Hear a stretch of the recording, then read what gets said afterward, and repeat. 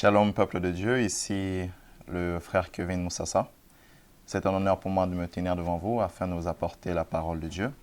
Je bénis le Seigneur pour cette opportunité. Je bénis l'homme de Dieu, le pasteur Kamda, pour cette invitation. Je bénis aussi mon père spirituel, ma mère spirituelle pour le soutien et la confiance de me tenir devant vous.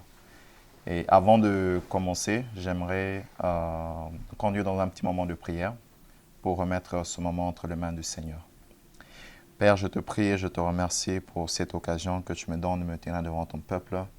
Éternel, je prie que derrière ma voix, que ce soit ta voix qui s'entende, derrière les mots que je sors, que ces mots proviennent de ton esprit. Père, je prie que ton onction soit dans cette salle, que ton onction soit dans cette vidéo, afin de pouvoir transmettre le message de la manière dont tu le veux, et cela au nom de Jésus-Christ.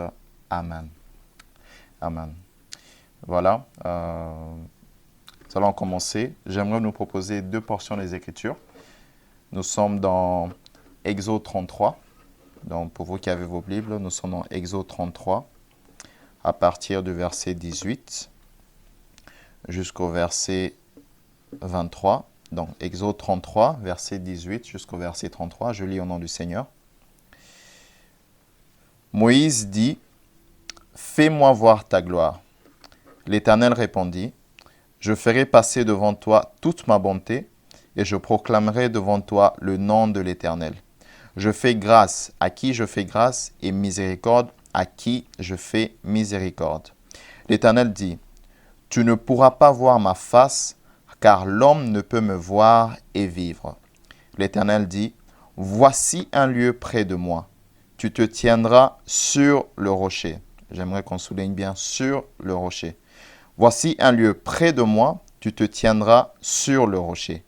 Quand ma gloire passera, je te mettrai dans un creux du rocher, et je te couvrirai de ma main jusqu'à ce que j'ai passé. Et lorsque je retournerai ma main, tu me verras par derrière, mais ma face ne pourra être vue. Amen. Et la deuxième portion des Écritures que j'aimerais nous proposer se trouve dans Matthieu 7. Matthieu 7, c'est un passage que nous connaissons tous. Matthieu 7 à partir du verset 21.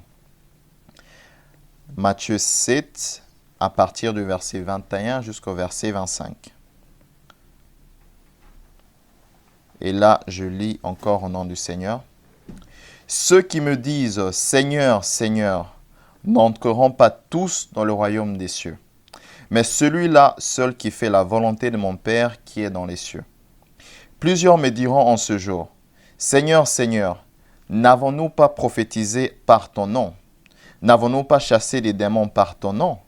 N'avons-nous pas fait beaucoup de miracles par ton nom? » Alors je leur dirai ouvertement, « Je ne vous ai jamais connu. Retirez-vous de moi, vous qui commettez l'iniquité. » C'est pourquoi, quiconque entend ces paroles que je dis et les met en pratique sera semblable à un homme prudent qui bâtit sa maison sur le roc. J'aimerais bien que nous puissions souligner ensemble sur le roc. La pluie est tombée, les torrents sont venus, les vents ont soufflé et se sont jetés contre cette maison. Elle n'est point tombée parce qu'elle était fondée sur le roc. Que la parole du Seigneur soit bénie. Le message que le Seigneur m'a mis à cœur de vous partager ce soir, ce matin, dépendant de l'heure à laquelle vous me suivez, s'intitule « Es-tu là ou là-bas » Es-tu là ou là-bas? Et le sous-terme de ce message, se tenir sur le rocher. Es-tu là ou là-bas? Deux points. Se tenir sur le rocher. La première des choses que j'aimerais que nous puissions comprendre, c'est que le mot « là », un mot courant qu'on utilise en français, est un adverbe qui à la fois désigne le temps, mais aussi le lieu. Le mot « là » est un adverbe de temps ou de lieu. Mais la partie qui m'intéresse pour cette portion, pour ce message, c'est l'adverbe de lieu, qui désigne le lieu. Là, dans le dictionnaire, ou tel que même nous le connaissons tous, là signifie dans cet endroit. Donc, quand je dis par exemple, je me tiens là ou je vais là, c'est un endroit précis. C'est un endroit précis et bien défini. Là est un endroit que nous connaissons tous. Nous utilisons souvent ça dans notre langage courant. Je veux aller là. Je me tiens là. Ainsi de suite. Là est un langage courant. Donc, c'est un lieu bien défini, bien précis. Dans la personne qui l'emploie, c'est exactement de quoi il parle. Le mot là-bas, c'est presque la même chose avec le mot là. Ça signifie aussi dans cet endroit. Mais la chose que l'adverbe là-bas cache derrière sa signification, c'est la distance. C'est-à-dire que quand on emploie l'adverbe là-bas, on sous-entend une certaine distance. C'est-à-dire que c'est un endroit qui n'est pas bien défini. C'est un endroit qu'on ne cerne pas très bien. C'est-à-dire que je ne sais pas si quelque part là-bas. Là-bas, ça peut être partout. C'est-à-dire que c'est quelque chose qu'on ne comprend pas très bien, qu'on ne cerne pas très bien. Et l'adverbe là-bas contient en soi le sens, la signification d'une certaine distance. Alors, la première portion que je vous ai proposée, c'est l'histoire effectivement de Moïse qui s'adresse à Dieu. Si vous lisez les passages, les versets juste avant, on comprend que Dieu dit à Moïse que je ne peux pas marcher avec toi, j'enverrai un ange pour marcher avec toi. Alors Moïse dit au Seigneur, on ne peut pas avancer sans pour autant que ta présence soit avec nous. Il ne parle pas de la personne, il dit sans pour autant que ta présence nous accompagne. Et lorsque Dieu agrée à la prière de Moïse, Moïse passe à la deuxième étape. Moïse dit, Seigneur, fais-moi voir ta gloire. Mais dans la partie qui m'intéresse dans ce passage, la réponse de Dieu à la question de Moïse ou à la requête de Moïse est très intéressante. Parce que Moïse dit, Seigneur, fais-moi voir ta gloire. Mais le Seigneur lui dit, tu ne peux pas voir ma face et vivre. Moïse parle de gloire, mais Dieu lui parle de face. Je ne sais pas si vous voyez cela. Donc Moïse demande de voir la gloire de Dieu, mais Dieu lui dit, tu ne peux pas voir ma face. Mais comment Dieu va parler de face alors que Moïse parle de gloire? Oui, parce que la gloire de Dieu, la gloire de l'Éternel, c'est la manifestation et la révélation de sa personne dans sa totalité. Alors lorsque on veut reconnaître quelqu'un, on ne reconnaît pas quelqu'un par ses mains, on ne reconnaît pas quelqu'un par son corps, mais on reconnaît quelqu'un facilement par sa face. Alors, lorsque Moïse dit « Fais-moi voir ta gloire », en réalité, dans sa requête, dans sa demande, il dit à Dieu « Seigneur, montre-toi tel que tu es ».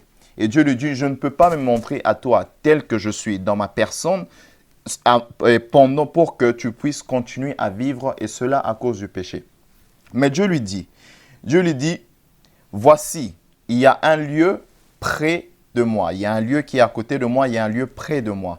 Tiens-toi sur le rocher. » D'autres versions disent « Tiens-toi là sur le rocher. » Tiens-toi là sur le rocher. Tiens-toi sur le rocher.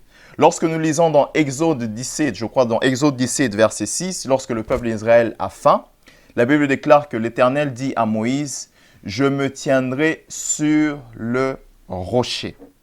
Et de là, tu frapperas le rocher et l'eau sortira du rocher. » Dans Exode 33, Dieu dit encore « Tiens-toi sur le rocher ». Il faut bien noter que la parole de Dieu, que Dieu ne dit pas « Tiens-toi sur un rocher ». Mais Dieu dit « Tiens-toi sur le rocher ». C'est-à-dire « Tiens-toi sur un rocher spécifique, un rocher bien défini ». Dieu lui dit « Tiens-toi sur ce rocher et moi-même je te ferai entrer dans le creux du rocher. » Je te ferai entrer là-bas et je passerai. Et j'aimerais ouvrir déjà une parenthèse avant de retourner dans mon message. C'est que lorsque Dieu dit, tiens-toi sur le rocher, et Dieu dit, je passerai, lorsque je passerai devant toi, je te mettrai ma main, je vais couvrir tes yeux de ma main, de sorte que tu ne puisses pas me voir quand je passe. Et lorsque je passerai, lorsque je serai totalement passé, c'est alors que j'enlèverai ma main et tu me verras de dos. C'est-à-dire que dans ce scénario-là, dans cette scène, lorsque Dieu pose cet acte, Dieu se retrouve devant Moïse. C'est-à-dire que Moïse voit devant lui le dos de Dieu. Et Dieu voit tout ce qu'il y a devant. Et pourquoi nous, dans la voie de la puissance divine, nous aimons toujours dire que le passé de Dieu, c'est le futur de l'homme. C'est-à-dire que les choses que Dieu a laissées derrière lui, ce sont les choses que nous voyons devant nous. Dans ce cas, si nous marchons avec Dieu, toute chose qui vient sur notre chemin, si nous sommes effectivement dans la marche avec Dieu, toute chose qui viennent vers nous, si ces choses ont déjà dépassé Dieu, peu importe la souffrance, peu importe le niveau d'intensité, de souffrance ou de difficultés que ces choses peuvent contenir en elles, nous avons la capacité de les surmonter. Parce que lorsque nous les surmontons pas à cause de notre force, mais parce que Dieu a permis que ces choses viennent vers nous, car il sait que nous avons la capacité d'aller au-delà de ces choses. C'est-à-dire que si Dieu est déjà passé au-delà, nous aussi qui sommes derrière lui, nous passerons au-delà. C'est pourquoi 1 Corinthiens 10, verset 13, je crois, dit qu'il n'y a aucune tentation qui vient vers nous qui soit au-delà de nos forces. Parce que le Seigneur lui-même sait, là je paraphrase, le Seigneur lui-même sait, et les choses qui viennent vers nous, ce sont les choses que nous avons la capacité de surmonter. Donc j'aimerais encourager quelqu'un qui me suit ce matin. Peu importe la situation dans laquelle tu te trouves maintenant, si effectivement tu marches avec Dieu, c'est Dieu qui l'a permis. Et si Dieu l'a permis, tu as la capacité de vaincre cette situation. Car le passé de Dieu, c'est notre futur. Les choses que nous voyons devant nous, ce sont les choses que lui a déjà laissées derrière lui. Et s'il a déjà laissé ça derrière lui, c'est-à-dire que ce sont des choses qui vont passer. Ce sont des choses qui vont passer. Mais si je reviens dans mon message, il le dit, tiens-toi là, je vais passer. Moïse se tient sur le rocher, mais l'Éternel le prend du rocher et l'Éternel le fait entrer dans le creux du rocher. Dans le creux du rocher, c'est un peu comme un trou, c'est un peu comme une certaine entrée où les gens allaient se réfugier de temps en temps à l'ancienne époque. Donc Dieu prend Moïse de là où il était sur le rocher et le fait entrer dans le creux du rocher. Et toute la scène se passe pendant que Moïse se trouve dans le creux du rocher. Dans Exode 17, Dieu dit « Je me tiendrai sur le rocher ». Lorsqu'il emploie le mot rocher, c'est toujours l'article défini, c'est toujours un rocher défini. Et la Bible déclare dans Romains 9, verset 33, Dieu dit « Je mettrai en Sion une pierre d'achoppement, un rocher de scandale. Et tout celui qui croira en ce rocher ne sera point couvert de honte. Je mettrai en Sion un rocher de scandale. » En fait, qu'est-ce que ce rocher avait de si spécial? Pourquoi Dieu nous parle de ce rocher? Pourquoi Moïse doit se tenir sur ce rocher pour pouvoir voir la gloire de Dieu? Pourquoi Moïse doit se tenir sur ce rocher pour pouvoir rencontrer Dieu? Parce que apparemment, à partir des versets que je Exode 17 et Exode 33, nous comprenons que le lieu de rencontre entre Dieu et Moïse, au-delà d'être sur la montagne, c'était une adresse spécifique qu'on appelait sur le rocher. Car c'est là que Dieu descendait et c'est là que Dieu disait à Moïse, « Tiens-toi là ». La Bible nous révèle dans 1 Corinthiens 10, verset 4, que le peuple d'Israël avait bu de l'eau plutôt, d'un breuvage spirituel, c'est-à-dire un rocher qui marchait avec eux. Et l'apôtre Paul nous explique que ce rocher-là, c'était Christ. Mes frères et sœurs, j'aimerais déjà vous faire comprendre que là, es-tu là ou là-bas? Là, c'est se tenir sur le rocher. Là, c'est être en Jésus-Christ de Nazareth. Parce que si tu n'es pas là, si tu n'es pas sur le rocher, tu ne verras pas Dieu. Si tu n'es pas sur le rocher, tu ne rencontreras pas Dieu. Alors, ce qui se passe, c'est que Dieu dit à Moïse, Dieu donne à Moïse des directives. Et Moïse obéit aux paroles, aux directives que Dieu lui a données.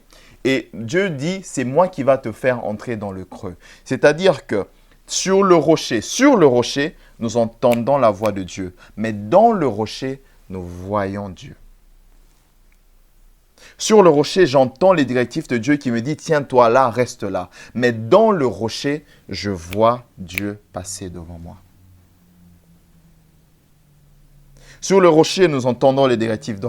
Dans le rocher, nous voyons la gloire de Dieu. Sur le rocher, j'entends des choses. Mais quand je suis dans le rocher, je vois la gloire de Dieu.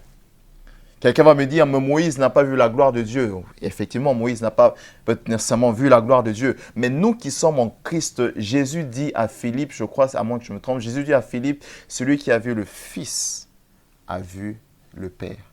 Car le Fils est venu manifester totalement la plénitude de Dieu le Père. Donc, dans le temps, dans les circonstances, dans la dispensation dans laquelle nous sommes, nous pouvons voir la gloire de Dieu. Mais nous ne voyons pas la gloire de Dieu juste parce que nous avons envie. Nous devons nous positionner quelque part et cet endroit est là. Et là, c'est en Jésus-Christ. C'est en Jésus-Christ. Et Jésus dit à ses disciples, il explique à ses disciples que beaucoup m'appelleront Seigneur. Beaucoup diront Seigneur, Seigneur, nous avons prophétisé, nous avons fait ceci. Il leur dit, je ne vous connais pas. Mais après, il explique la partie, le verset qui suit, il explique pourquoi il dit qu'il ne les connaît pas. Il dit, tout celui qui entend ma parole, tout celui qui, non pas seulement qui entend ma parole, mais qui les met en pratique. Celui-là fait la volonté du Père. Or, faire la volonté de quelqu'un, c'est faire ce que la personne veut que tu puisses faire. En d'autres termes, pour que nous puissions bâtir notre vie sur le rocher, pour que nous puissions nous tenir sur le rocher, nous devons obéir aux directives de Dieu. Voilà pourquoi Moïse a pu se tenir là-bas, parce que Dieu lui a dit, tiens-toi là. Si Moïse s'était tenu en dehors du rocher, il n'allait jamais voir la gloire de Dieu. Il n'allait jamais voir Dieu. Donc, pour nous, en tant que chrétiens, pour nous, si nous voulons voir, non seulement entendre, mais voir Dieu, nous devons, obéir à ces objectifs. C'est-à-dire que c'est à ce moment-là que nous nous positionnons sur le rocher. Et deux, lorsque nous nous positionnons sur le rocher, c'est Dieu lui-même qui nous fait entrer dans le rocher. Se tenir sur le rocher, c'est la part de l'homme. Entrer dans le rocher, c'est la part de Dieu. Demeurer dans le rocher, c'est la part de l'homme. Beaucoup se positionnent sur le rocher juste un moment. Beaucoup se positionnent sur le rocher juste un moment. Dieu te demande de faire ça, ça, ça. La parole de Dieu te dit de mener une vie de sanctification. Tu le mènes juste un moment. Après, tu retournes dans le péché. Mon frère, ma soeur, ne t'attends pas à ce que Dieu t'introduise dans le rocher. C'est comme ça que nous avons beaucoup de chrétiens aujourd'hui où nous sommes chrétiens, mais nous n'avons jamais vécu des expériences avec Dieu. Nous n'avons jamais vu des choses, expérimenté des choses avec Dieu parce que nous ne sommes jamais entrés profondément dans le rocher. Parce que nous n'avons pas obéi aux directives que nous avons entendues sur le rocher. C'est ça le problème d'aujourd'hui. Et lorsque Moïse se tient sur le rocher, Dieu le prend, Dieu l'introduit directement dans le rocher. Et Moïse voit tout ce qu'il a vu. Moïse voit tout ce qu'il a vu. Au verset 34, vous allez comprendre que, au chapitre 34, pardon, la Bible nous fait comprendre que Moïse a fait 40 jours et 40 nuits. Et lorsqu'il est descendu, la gloire de Dieu brillait, resplendissait sur son visage. Pourquoi? Parce qu'il a traîné dans la gloire. Mes frères et sœurs, si nous voulons vivre des choses avec Dieu, nous devons être au bon endroit et au bon moment. Et cet endroit que moi j'appelle là, c'est se tenir sur le rocher. C'est d'être en Jésus-Christ. Si Moïse n'était pas sur ce rocher, il n'allait jamais vivre ce qu'il a vécu. Si Moïse n'était pas sur ce rocher, il n'allait jamais vivre ce qu'il a vécu. Et j'aime la précision de Dieu. Dieu dit à Moïse, là, tiens-toi là sur le rocher. Il appelle, c'est un endroit qui est près de moi. Quand on parle de près, on parle de proximité. Donc, ça dit c'est quelque chose qui est à côté de moi, qui est vraiment à côté de moi. Donc, si tu es là, tu es à côté de moi. Si tu es là, tu es à côté de moi. Mais la Bible dit dans Éphésiens, je pense en Éphésiens 9, la Bible nous fait comprendre que non seulement que Jésus est ressuscité et qu'il est assis à la droite de Dieu le Père, la Bible dit que nous sommes ressuscités avec Christ et nous sommes assis avec lui dans les lieux célestes en Jésus-Christ. Or, si Christ est assis à droite de Dieu le Père, c'est-à-dire que Christ est le lieu qui est près du Père. Tiens-toi là, près de moi. Si Moïse s'est tenu près du Père sur le rocher, nous nous tenons aussi près du Père dans le rocher. En Jésus-Christ. En Jésus-Christ. Il dit, je suis le chemin. C'est pourquoi il dit, je suis le chemin, je suis la vérité, je suis la vie. Personne ne vient au Père qu'en passant par moi. Si Moïse ne s'était pas tenu sur ce rocher, il n'allait pas voir le dos de Dieu. Tu ne peux pas aller vers Dieu sans passer par Jésus-Christ. Tu ne peux pas. Tu ne peux pas aller vers Dieu. Tu ne peux pas voir Dieu. Tu ne peux pas expérimenter Dieu sans passer par Jésus-Christ, sans te tenir sur le rocher. Alors, si tu n'es pas en Jésus-Christ, tu es là-bas. Mais si tu es en Christ, tu es là. Tu es dans ce lieu précis, tu es dans ce lieu bien défini que Dieu appelle « Tiens-toi là sur le rocher ». Tiens-toi là sur le rocher. Alors, comment demeurer dans le rocher? J'ai évoqué ça, mais comment demeurer dans le rocher? On demeure dans le rocher en appliquant, en mettant en pratique les directives que nous avons entendues. Les directives que nous avons entendues ne sont pas seulement des paroles directes de Dieu par rapport à certaines circonstances, mais les directives que nous avons entendues sont aussi et d'abord la parole de Dieu. Tout ce qui est écrit dans la parole de Dieu, voilà les directives que Dieu nous donne et voilà les choses que nous devons mettre en pratique afin de demeurer dans le rocher. C'est à ce moment-là que nous allons voir la gloire de Dieu. C'est à ce moment-là que nous allons nous retrouver dans la présence de Dieu, dans la gloire de Dieu, dans le rocher où nous vivons des expériences, où nous avons expérimenté des choses que nous ne pouvons jamais expérimenter en dehors du rocher. C'est pourquoi Moïse a vécu des choses que le peuple d'Israël n'a pas vécues. Parce que Moïse avait reçu l'invitation de Dieu d'aller à la montagne, mais non seulement ça, Moïse s'est positionné à l'endroit où Dieu voulait qu'il soit, sur Jésus-Christ de Nazareth. Mais aujourd'hui, ce matin, ce soir, peu importe l'heure à laquelle tu me suis, à l'époque, l'invitation a été seulement pour Moïse, parce que Dieu a dit, Moïse monte seul à la montagne. Que les anciens restent, que Josué reste, que le peuple d'Israël ne s'approche même pas, qu'aucun animal s'approche même de la montagne. Il a invité Moïse seul. Mais ce matin, ce soir, Dieu nous invite tous. Dieu nous invite tous. Car en Jésus-Christ, nous sommes tous appelés à la montagne. En Jésus-Christ, nous sommes tous appelés à voir la gloire de Dieu. En Jésus-Christ, nous sommes tous appelés à vivre des expériences avec Dieu. L'invitation est lancée à tout le monde.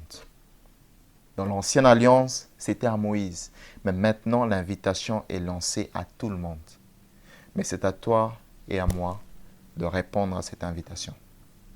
De répondre à cette invitation. Et lorsque nous répondons à cette invitation, nous répondons, mais en allant vers un lieu précis, un lieu bien défini, qu'on appelle là. Et là, c'est Jésus-Christ de Nazareth. C'est Jésus-Christ de Nazareth. C'est là que nous devons être. C'est là que nous allons voir la gloire de Dieu. C'est là que nous allons expérimenter les choses de Dieu. Car Christ dit, approchez-vous. Approchez-vous vers le trône de la grâce, afin d'obtenir miséricorde. Quand il dit approcher, il nous lance cette invitation. Quand il nous lance cette invitation, il est conscient de notre état de pécheur. Mais il nous lance quand même cette invitation et il va même loin, il précise en disant que je suis assis sur le trône de la grâce. Donc, il sait que vous pouvez venir vers moi car c'est moi qui ai la solution à votre problème qui est le péché. Donc, il n'y a aucun péché, mon frère, ma soeur, toi qui me suis, il n'y a aucun péché qui peut te tenir à l'extérieur de Dieu. Il n'y a aucun péché qui peut te bloquer, qui peut te limiter, qui peut te rendre esclave et te donner cette mauvaise conscience, qui te donner ces condamnations dans ton cœur pour dire que voilà, je ne mérite pas de m'approcher de Dieu. Christ est conscient. Son sang est toujours d'actualité. Son sang est toujours d'actualité. Son sang est toujours puissant. Son sang sanctifie, purifie toujours. Alors quand il nous appelle, c'est parce qu'il a la capacité de nous laver. Car il dit, vous serez secourus dans vos besoins. Le premier besoin de l'homme, ce n'est pas le besoin matériel. Le premier besoin de l'homme, c'est le besoin spirituel. Tiens-toi là sur le rocher. Tiens-toi là sur le rocher. C'est là que tu verras la gloire de Dieu. C'est là que tu entendras, pas seulement entendre, mais c'est là que tu verras Dieu.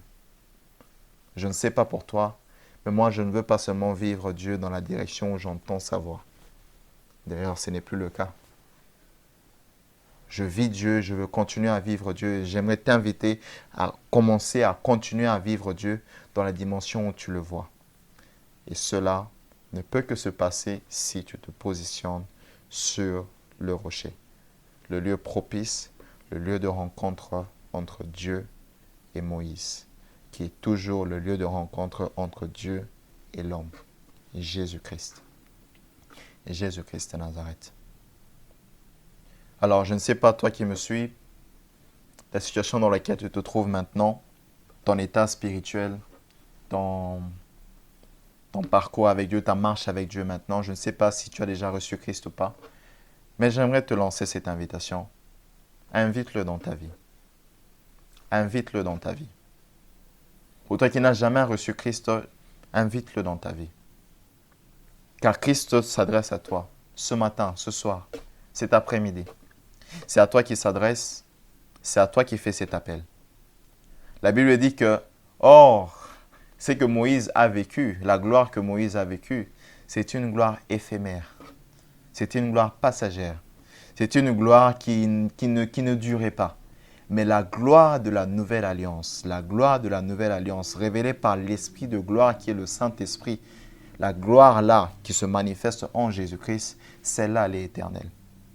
C'est-à-dire que nous, maintenant, nous devons vivre des choses plus, je ne dirais pas spectaculaires, mais plus glorieuses que celles que Moïse a vécues. C'est ça que Christ nous réserve. C'est ça que Christ garde pour nous. Toi qui ne l'as jamais reçu, j'aimerais t'encourager, invite-le dans ta vie. Toi qui l'as reçu, mais tu ne te tiens plus sur le rocher, c'est-à-dire tu ne mets plus en pratique sa parole, il est temps de mettre ta vie en ordre. Il est temps de mettre ta vie en ordre. Tiens-toi là, sur le rocher. C'est là que nous voyons la gloire de Dieu. C'est là que nous voyons la gloire de Dieu. Sur le rocher, nous entendons la voix. Mais dans le rocher, nous voyons sa gloire. Et je clôture encore avec cette phrase que j'ai dit. Se tenir sur le rocher, se positionner sur le rocher, c'est la part de l'homme. Entrer dans le rocher, nous faire entrer dans le rocher, nous introduire dans le rocher, c'est la part de Dieu. Mais demeurer dans le rocher, c'est la part de Dieu. C'est notre part, c'est ta part et la tienne et la mienne, de demeurer dans le rocher, en mettant en pratique ces directives. C'est par là que je voulais clôturer. En tout cas, n'hésitez pas de contacter, de laisser des commentaires, de contacter l'homme de Dieu par sa chaîne si vous avez besoin de prière, si vous avez besoin de conseils. Mais je sais que le Seigneur s'est adressé à toi. Je sais que le Saint-Esprit te touche maintenant. Comment je le sais? Je sais que pendant que tu entends ces paroles, ton cœur est en train de battre. Et cela signifie, j'aime toujours dire ça, cela signifie que le Seigneur est en train de frapper à la porte de ton cœur. S'il bat vite maintenant, c'est que le Saint-Esprit est en train de frapper. Le Saint-Esprit essaie de t'interpeller. Et c'est ton jour, c'est ton moment maintenant. Reviens au lieu propice. Reviens là, en Jésus-Christ. J'aimerais clôturer avec cette prière, vous recommandant entre les mains du Seigneur. Éternel, je te bénis pour la vie de toutes ces personnes qui me suivent, qui entendent le son de ma voix maintenant. Père, je prie que tu puisses pouvoir les visiter là où ces personnes se trouvent, dans les circonstances, les situations dans lesquelles elles se trouvent. Père, pour celui qui s'est tenu sur le rocher un moment, mais qui après est descendu du rocher, Esprit de Dieu, je te prie de convaincre encore cette personne, de ramener cette personne sur le rocher, que cette personne retourne se positionner sur le rocher et que cette personne mette en pratique ta parole. Que ton nom soit glorifié pour la vie de tout un chacun. Que ton nom soit glorifié pour ce message et que l'honneur te revienne à toi seul au nom de Jésus. Amen. Que le Seigneur vous bénisse.